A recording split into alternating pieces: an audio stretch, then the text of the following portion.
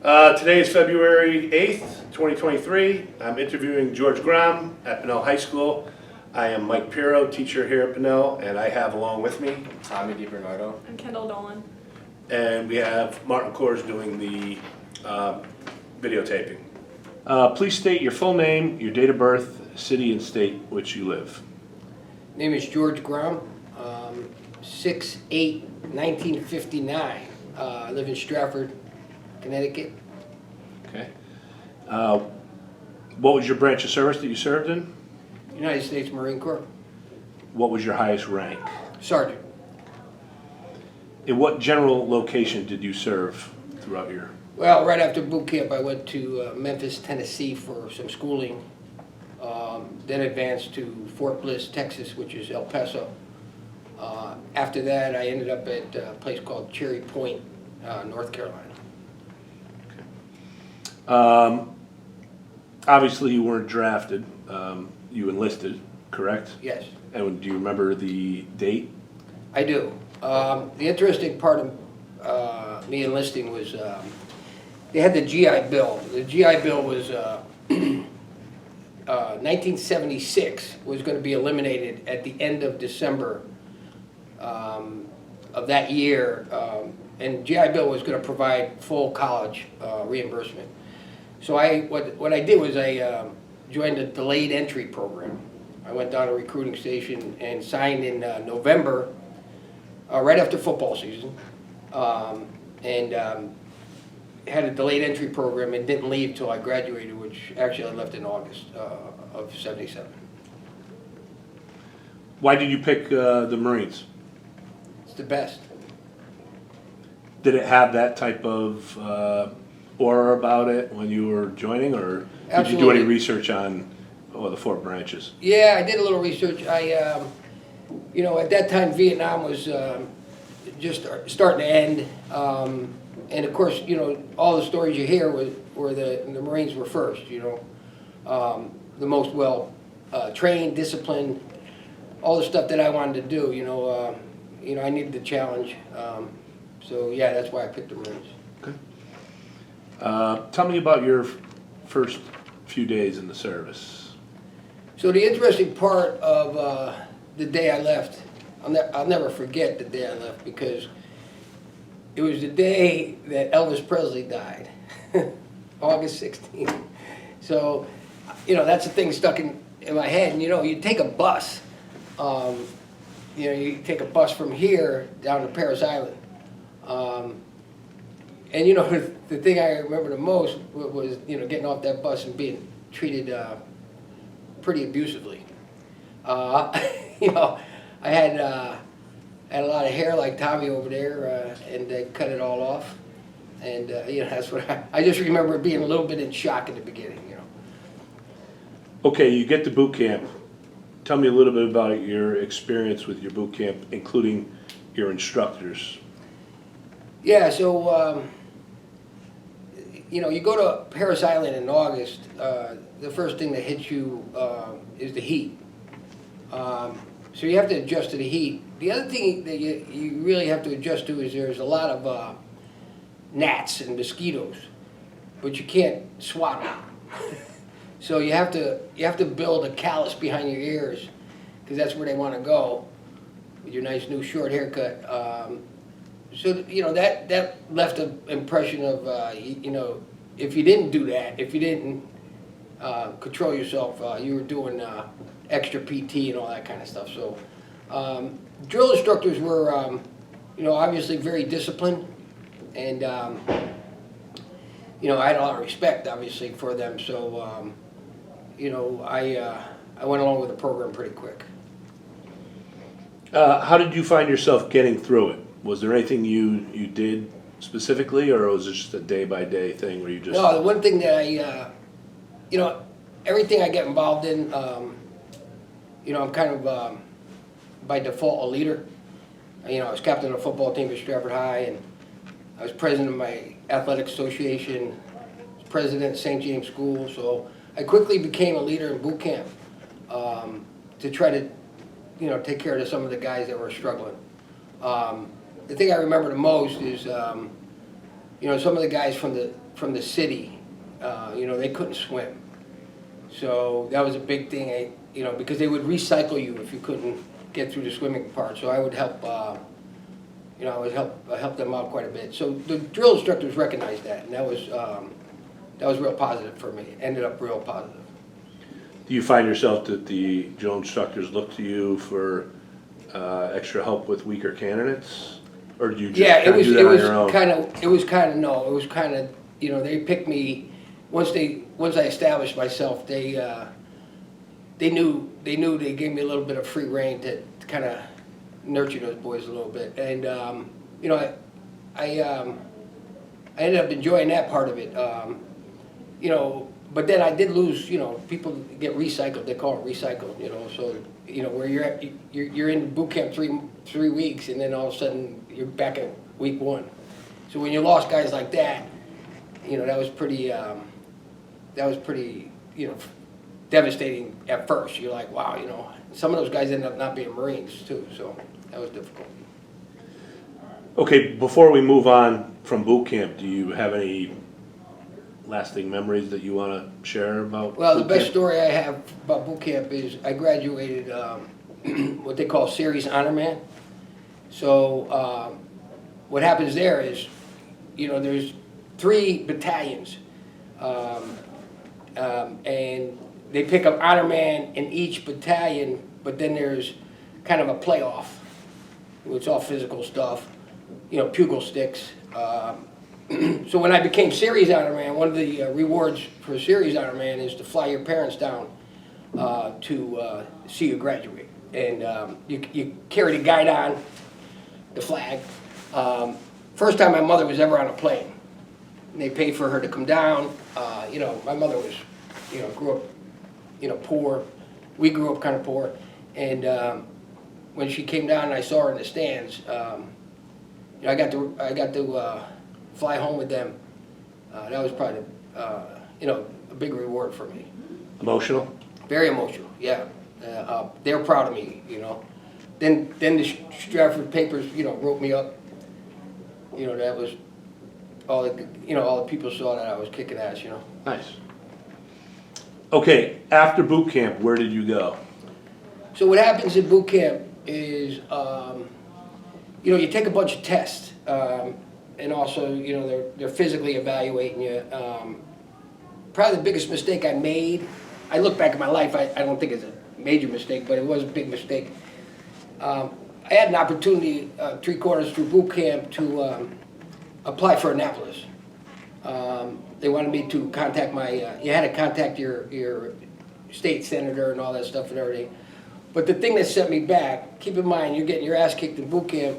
It's pretty physical, it's pretty mental, everything's going on. And in order to apply for Annapolis, you have to extend, and you have to say you're willing to do an extra 7 years and stuff like that. I was like, okay, I don't want anything to do with that. So that was probably, I look back at that, that was, you know, I said, wow, I could have went to Annapolis. But it all worked out good because there's, you know, military occupational specialty, they call it MOS.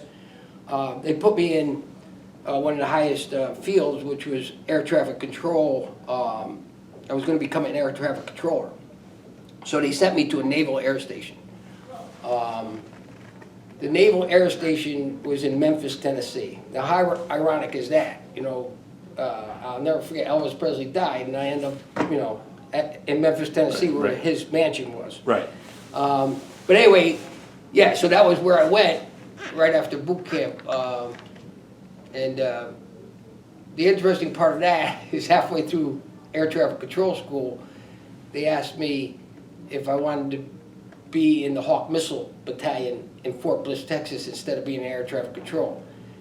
And the attractive part of that was the schooling was 12 months long for this missile battalion. And I was going to work on the equipment, you know, get to know the electronics and everything. That ended up to be a very, very good move on my part because I loved it. So I got transferred from Memphis, Tennessee to Fort Bliss, Texas. And, you know, where all those immigrants are coming in now, exactly where I was stationed. Now keep in mind, Fort Bliss, Texas had 10,000 Army guys, 52 Marines. So that was a little bit of a challenge. They always wanted to kick our ass, you know. Yeah. So we were in a little bit of scuffle going on once in a while. Now, I've done other interviews where they talk about different branches of the service having competitive edges against each other. Without doubt. And it actually got, I mean, there was times when it got physical between. Well, what certain- happened was, so we used to have these scuffles going on all the time, you know, when we go out. We used to go to Mexico, Juarez, Mexico. And anyway, what ended up happening was, we ended up putting it on the boxing rink. So you used to have, you know, recreational boxing. There was, so I got involved in that. It'd all be by weight, and I started moving up pretty good. Well, then I didn't realize they were kind of setting me up to fight the best boxer on the base. You got, you know, 10,000 Army guys. They're going to have a pretty serious guy. So he was about my size. This brother from California, his name was Sly. I lasted about 35 seconds. He knocked the hell out of me, and we became really good friends after that. So there was some respect going on there. So we kind of all got along after that. How would you describe a typical day when you were in Fort Bliss? What would be a typical day for So you?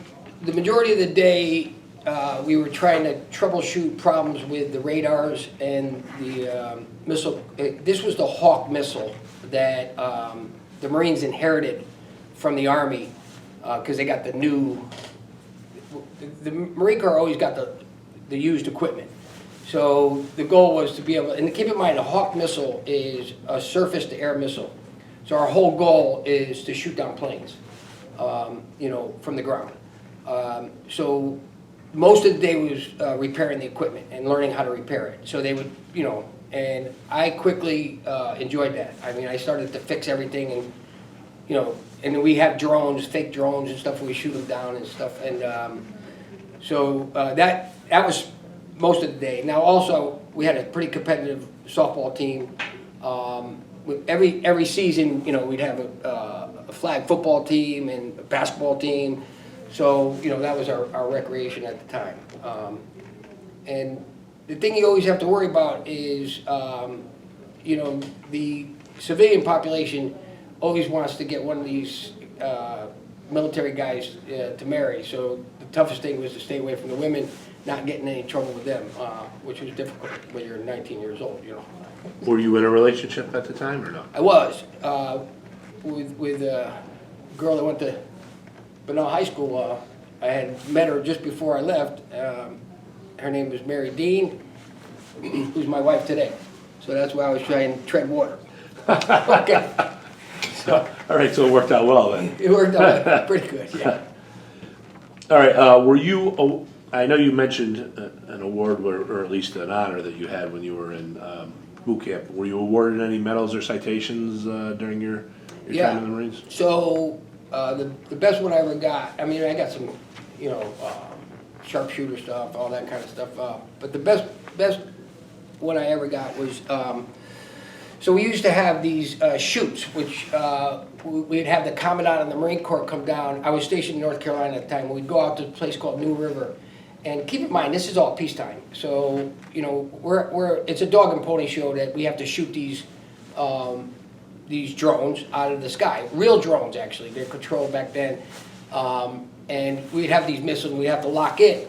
So I was in the control center, and I was running the control center. And the Commandant's there, who else? All these important people are there. And the system went down. So it took me about an hour and a half, and I got the system up and running. And I was doing all stuff that wasn't supposed to be done the way I was doing it, but they didn't know that. And, you know, I got it up and running, and we shot the drone down. And my commanding officer found out what I did, so he gave me what we call Navy Achievement Medal. So I had to go to Washington to get that. That was pretty much one of the highlights of my time in the Marines. Nice. I just have a question that's not actually scripted. You served from 1977 to 1982, correct? So you served right after the Vietnam War. Yeah. Was there any fallout from the Vietnam War or any point of view where you had to be heightened awareness? I think the worst part of Vietnam War for me was seeing the guys coming home. Which I'm sure you knew some of them. Oh, quite a few of them. And they were damaged, you know. I mean, they even being Marines, you know, they had a lot of. They didn't have PTSD. They didn't diagnose it back then, but Right. you could see these guys were. And keep in mind, a lot of them had to go through immediate rehab. A lot of guys got hooked on this thing called SCAG over there. It was heroin. It was an opiate plant, you know. You know, and there was a few guys I knew. They did good after they went through, but the Marines, you know, I look back, you know, I don't want to get in any trouble, but, you know, there wasn't a really sophisticated program to take care of those guys. That was the thing that really, really set me back a little bit. You know, seeing that, you know, those guys coming home, and keep in mind they were all pulling out at that time. So these guys a lot of them ended up getting out, but I'll never forget it. You know, some of them were pretty damaged. Well, to add on to that question, the early 1980s, you're in the real height of the Cold War too, as well. So, I mean, there had to be kind of a tension in regards to possible nuclear war at any given time too, as well. No? Well, here's the thing that I remember the most, and I'll never forget it, because one of the things they do is they train you to go to war. You know, that's what they do. So they get you all like, and they brainwash you. You know, simple as that. Anybody say they don't get brainwashed, you know, they brainwash you, and so you're pretty pumped up. So what happened was during that time when I was in, they took the hostages in Iran. So what they did was they put us on call, you know, they were going to set up, in Afghanistan at the time, they were going to set up a base to be able to go in and get those hostages. And we were going to go there to defend that. They were making an airfield for the helicopters and all this stuff and everything. And I went there, no, we were on standby at Cherry Point at the time to go there. And for 3 days, you know, you're completely pumped up, ready to go. And what happened was unbelievable. Those helicopters from my hometown got sand in the rudders, and they started locking up. So they canceled the mission, and we were like bummed out. You know, when you're pumped up like that for 3 days, and then they go, Your adrenaline's mission's pumping. off. Yeah. So that was the thing I remember most about being close to. As far as the politics of the Cold War and everything, I mean, we were pretty much out of that. We didn't. You know, we were just waiting for something to happen, but, you know, it was pretty peacetime at the time. Okay. All right. How did you stay in touch with your family while you were in the service? I used to write letters all the time, you know. There's nothing better than getting letters back. You know, the funny thing is, you know, I still saved all those letters. And, you know, I had 4 siblings. And, you know, I would write them once a week, each one of them, so I had mail coming in all the time. And then every once in a while you get a phone call. And then the other thing you get is you get a 96-hour pass if you want. So a 96-hour pass, and I was in North Carolina, so I would drive all night to Connecticut, hang out, and drive all the way back. And, you know, I look at that now, I would never be able to do something like that now, you know. Come home. Spent all that time in the car. All the time in the car, long, 14 hours. 14-hour drive if you did it straight through, and so that's 28 hours out of 96. What was the food like? Terrible. So we pretty much, keep in mind, I moved off base pretty quickly. And then, you know, I learned how to cook. You learn how to eat better, not really healthy, but the food was never. But you're starving in boot camp, so that's not a big deal. But on campus, I mean, on you know, on base, it never was that good. During your time, did you feel pressure or stress? And if you did, how did you handle it?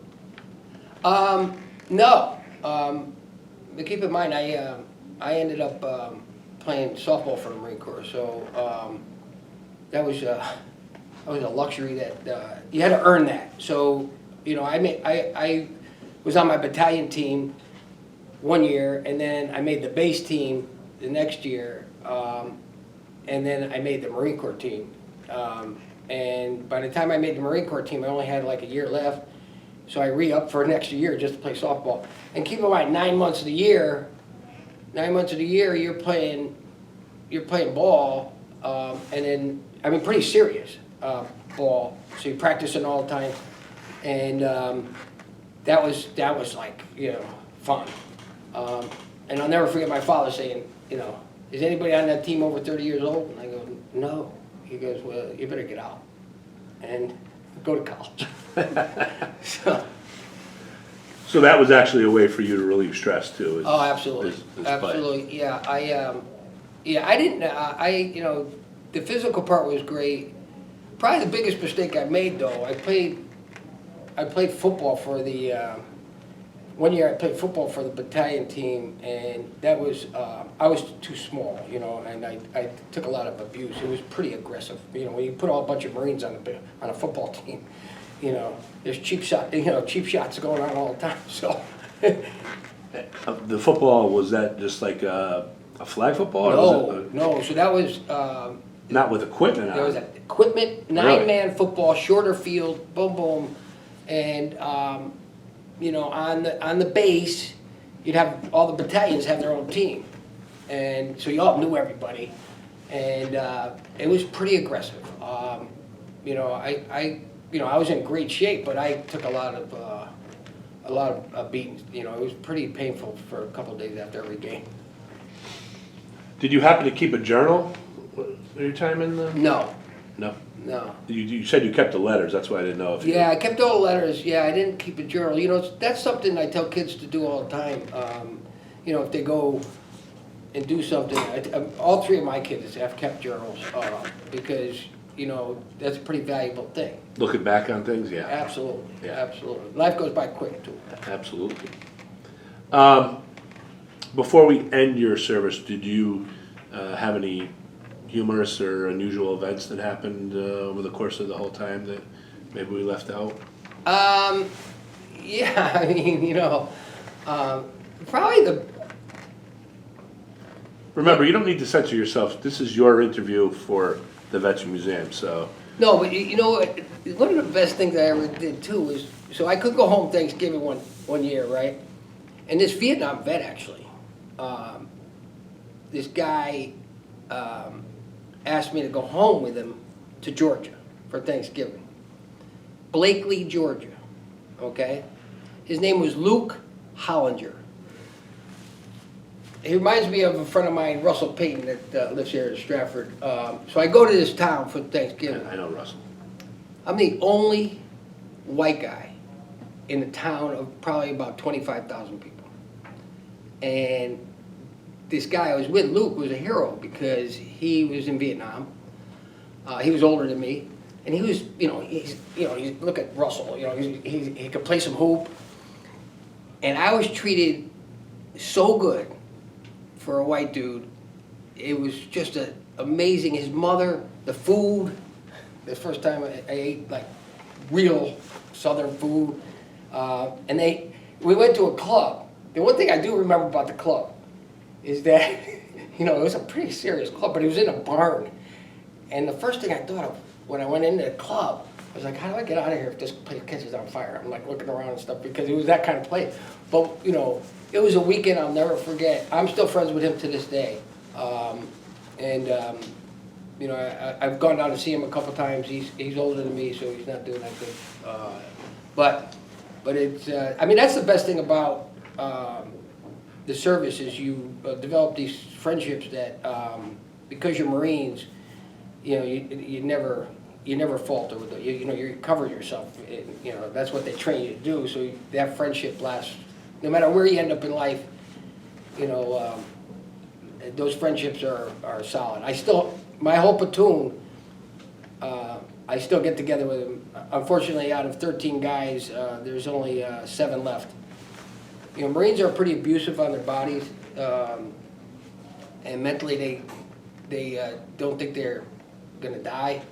or if they do, it's no big deal. So a lot of my close friends, either drank themselves to death. One guy smoked himself, smoked cigarettes in me.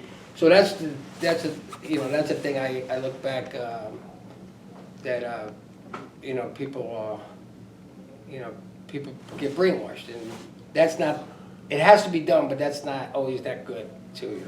Live hard, play hard, huh? Right. I've had the honor of interviewing a few Marines, Bill Perillo and Pat Maddow and those guys, and there always seems to be talk about brotherhood. Yeah. A brotherhood with the Marines. Even if you don't know them, if they're a Marine, it's like... Well, like those two guys, I didn't know, they're younger than me. But guess what? When they found out I was a Marine, it's like, and there's a Marine called me now, Bill O'Brien. I interviewed him. So those guys, when I came back and, the ale house, and they're like, you're a jarhead, man, devil dog. So that stuff, recently I got to know Rob Getz. Who I'll be interviewing probably within the next 2 And weeks. I'm kind of those Marines. Rob Getz, he went to, he was in Iraq, and so was Greg Sperling, and I'm like, wow, I would have loved to have done that. Now think about that. I would have loved to have done that, but that's the brainwash part. I'm glad you brought that up because I've had this question for other vets. My father served in the Navy. My father served in the early 1960s and during peacetime. And my mother always said that he had a hard time dealing with the fact that he served, but he served during peacetime, almost like his contribution wasn't as valuable. Let's put it that way. Hit it on the Is that something that some vets deal with on it? Well, I don't know how anybody else does, but for example, Mike, I look at Rob Getz, who's younger than me. He's a pilot, by the way. I'm learning I'm almost done actually, learning how to fly a plane at my late age. But I'm in awe of him because I didn't have an opportunity. Sometimes I feel, I was, like I went to a resort. I had nothing compared to getting on that plane and going to Iraq, even though I would have been pumped up to do it. So yeah, I think a lot of people that, even during those wars that were serious, that never got an opportunity to go, even though a lot of people died, they still don't feel at the same level as people that actually saw combat, saw that kind of stuff. What you do find out, though, you find out those guys talk a lot less about their experiences than people like me, because it's not something you really want to talk about, seeing dead bodies and stuff like that, or planes go down or helicopters go down and stuff like that. Yeah, I did hear of certain veterans, specifically Vietnam vets, that refuse to talk about it. Yeah. I've interviewed a couple. Ed Sulik, unfortunately, had just passed, but him, Roy Williams, they served in Vietnam, but their experiences were not heavy experiences. Like they both said that they didn't see a lot of action at the time they served, but I knew a friend of mine's father who actually served in Vietnam that refused to talk about his service during that time period. So, like I said, left some pretty heavy mental scars on them at the time. So. Yeah, like my dad was on the USS New Jersey. He was a Navy guy, right? That was another reason why I joined the Marines, man, because I want to be, I told him I want to be better than him. So, and he's still alive. My father's still alive. I probably should maybe set something up in the future for he's 92 now. But he played for the, for the band on the ship, but he shot the guns. But all he talked about when I was growing up is playing in the band. He didn't talk about, like, he was in Korea, that was the Korean War. He was shooting Korea. And, but I didn't hear any stories except how great it was to play the saxophone. And, those were the stories I heard. Which you find strange. You actually served, but you want to talk about playing an instrument. Yeah. So I think you hit it on the head on that type of thing. All right, your service has ended. What happens? So the interesting part is, I come back for Mary, and then, she got a boyfriend. So I had to get him out. So I had my brother push him out. No, we weren't married. And then I ended up getting married. But the interesting part is I learned so much in the Marines about electronics. I started a business in electronics, and that's how I put all my kids through college. I sold the company a few years ago. I still have another company that's electronics. It's up in Massachusetts. I started with one of my boys. One of my boys that I started it with, he got stolen by Elon Musk, and he's doing the same thing I'm doing up in Massachusetts for the rocket ships. He works in, SpaceX, which So- I'm proud of that. So what exactly was the business? So I ended up building printed circuit boards, electronics. It was in Milford called Ozda, it's still there, where customers would come to me and say, "Can you build this product for me?" It went in all different industrial, computer, medical. But I perfected it to do it very automated for the United States, so I got a lot of business that way. And so it was a very positive, that. The other thing that, I look back, and one of the things the Marines did for me was also that discipline to work hard. When you go through, that many years of that kind of discipline, it trickles over. And I took it to heart, so that's the way I carried on with my life, and it worked out good. Well, by you talking, you actually answered the next few questions, but just, and you did kind of just mention this, but I'm going to ask it just so we can clarify. How did your military experience influence your thinking about the military, war in general? Well, here's the interesting thing. My whole feeling, at first when I first got out and I started my life, Israel, Norway, I don't know, maybe there's a couple other countries, but everybody has to go to military. They graduate high school, they go for 2 years. When I first got out, I said to myself, oh my God, everybody should do that. Because when you graduate high school, certainly when I graduated high school, I was like, I didn't know what the hell I wanted to do. I knew I couldn't go to college. My parents were poor. My sister was at UConn. We had a bunch of us. So I wanted to relieve them. But it's a good, from 18 to 20 years old, so I believe that's what it should happen. I believe that this country should have implemented that. But of course, it's a free country. But I've changed that view because I think that, we're not making any sense of all the things we've gotten involved in. One of the things that's very frustrating when I look back now, I didn't realize Vietnam was, we were there, but we didn't have a mission. Same thing in Iraq. Same thing in Afghanistan. We've been all these places, but Marines are taught to win. To be on the offensive. When you send a Marine to Afghanistan and he can't be on the offensive, we're in trouble. We were trained to do that, and so I lost my momentum for the military from that standpoint. The other thing that happened in this country that has bothered me is anybody that was important that knew, they kept their kids out of the military. So the military went more towards the kids that were, not high quality. In other words, they went and they took, so the quality of the military has dropped tremendously too. That's not good. So, I don't want to get on, my soapbox, but, I feel like, we're not going in the right direction in a lot of ways. Good luck, guys, because it's, I'm in the fourth quarter, so. Okay. Did you join any veterans organizations? And if so, which ones? No, it's interesting. Keep in mind now, this is going to be a little bit, so my wife, Mary Dean's brother, because of my influence, he was only 2 years younger than Mary, he joined the Marines. He got killed.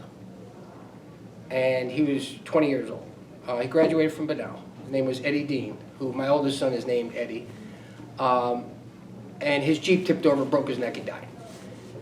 So when I got out and started having kids, my wife was like, don't bring up the military to our kids. They knew I was a Marine, but I never talked about it. Bum, bum, bum. They were going to college, they were going to college. So I didn't join anything, I wasn't part of it.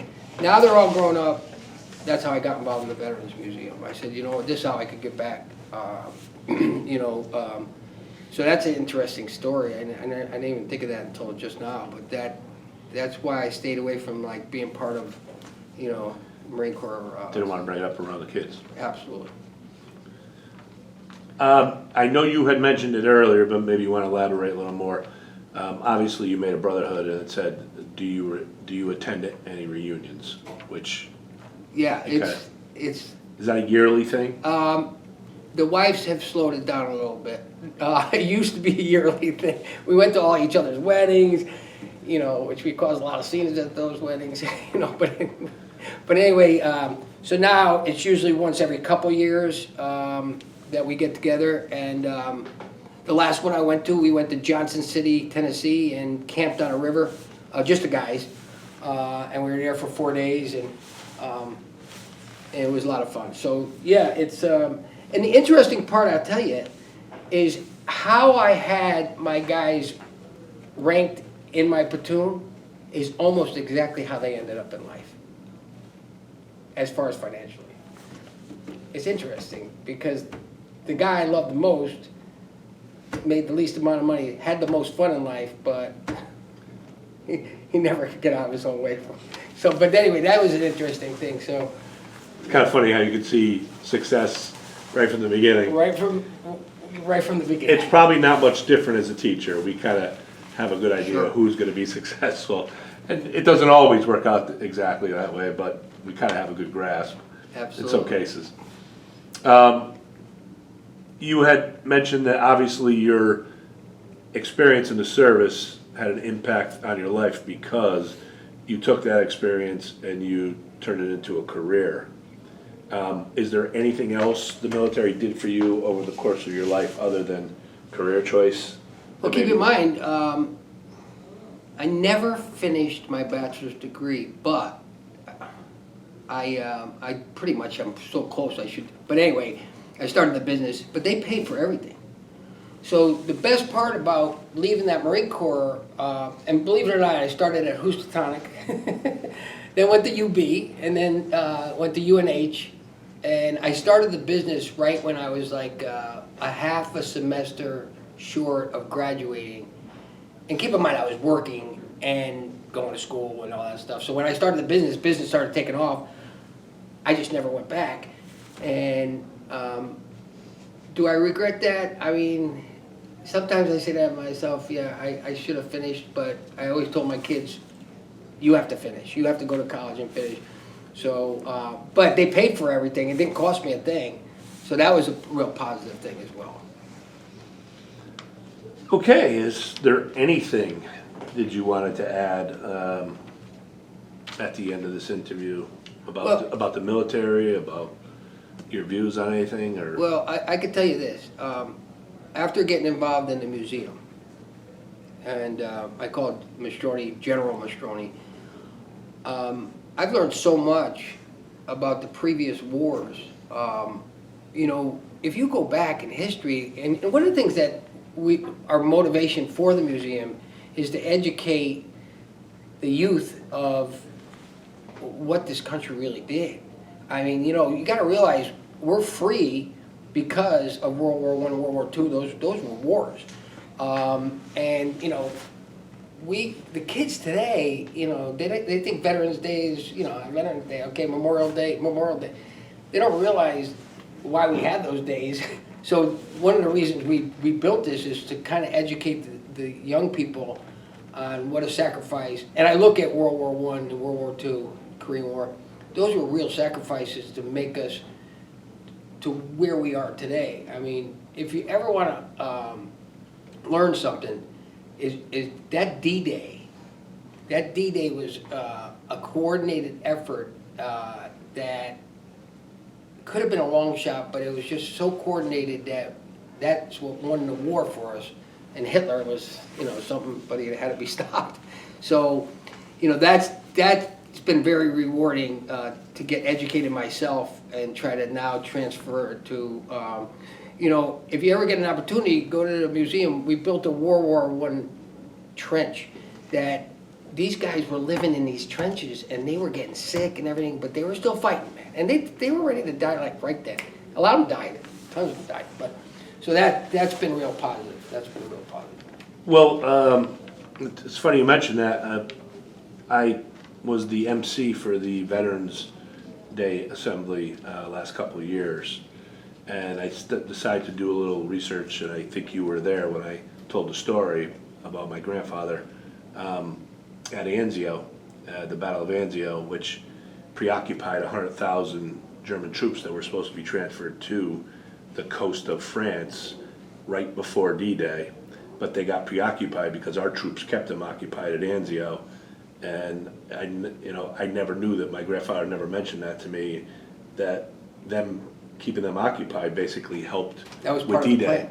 Because if there was another 100,000 troops there, imagine how many Americans or British would have been dead on the beaches of Normandy. Yeah. And he had a Purple Heart. He got hit with shrapnel in the nose, but he never really talked like he was a hero. He just basically just told the story, and I just remember him talking about it. I was young. But I did the research on it later on. I had to find that out myself. Wow. So, like, I would never have known. Where is he from? He was from Bridgeport. Oh, wow. So, Yeah, it's amazing. I mean, some of the stuff I've learned, Bob Mastroni, he's like, he's got all that stuff in his head. Yeah. And it's amazing how, the thing that worries me today, those world wars, everybody and their brother was on the same page, right? Everybody, right? The women participated tremendously. Everybody was, what worries me today is if we ever got in a conflict today, I don't know, we can't even agree on, vaccinations.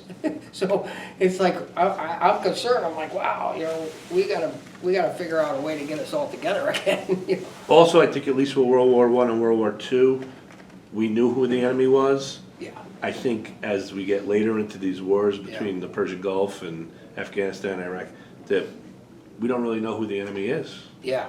And I think that's made it so much more difficult. Like you said, Marines they're hard chargers. They don't come in and, if you tell them be on the defensive, that's not really them. No. And it's interesting, I look at right now how we got involved in Vietnam, Afghanistan, we get involved in these things, but there was no really strategic plan. And now I look at this Ukraine thing and I'm saying these people are living a really good normal life, democracy-wise, and their neighbor didn't like that. So he decided good thing I'm not president, because I'd go over there right now and kick his ass. I would say, look, you're done. We're taking this country back. I don't know if we want that, but that's why a Marine will never be president. I don't think there's ever been a Marine president, actually. Well, I'd like to thank you for your service and thank you for taking the time to come interview. Yeah, thank you. And thank you for doing this. I think what we should do is maybe see if I can get my father here. He's pretty lucid, and he'd tell you all about playing in the band. I absolutely would love to have somebody, especially somebody that was in Korea too as well. Yeah. As I interviewed Vietnam. Unfortunately, we haven't had anybody in for World War II, but there's really not many. There's only 2 guys left. Yeah, there's yeah. But I would love to have him in. I know I'm going to do Getz. I'm going to have him in. Yeah, he's. I'm trying to get Pat Gallagher in. Yeah, he was in both services. Yeah, that's why I want him in. I know that's an interesting story. He's an interesting guy. Yeah. And then I wanted to get Joey Kubik in too. Yeah, Joe Kubik, another Marine. Yeah. We all know all the Marines in Stratford. That's one thing. Yeah. Well, I think something was going on with Joe where he was having some type of medical. So we put it off for a little while, but hopefully I can have him in at one point. Are you pretty good with the video? Yeah. So I got a request for you. So this World War I trench, we have when I built it, I put a huge TV back there. Mm-hmm. But we want to put a simulated scene from a World War I, and we want to keep cycling it as we. Would you be interested in doing that? Yeah, I can probably find some footage or Yeah. stuff that you can put on I'm going to give you a card for the museum, and if you do that, are you going to go to college? Yeah. I'll write you a nice letter. All right. You're gonna need that. It's tough out there getting in colleges today. So competitive. Thank you very much, guys. Thank you. Thanks, Mike. Appreciate you doing this. I enjoy it. Good luck, yeah. I learned something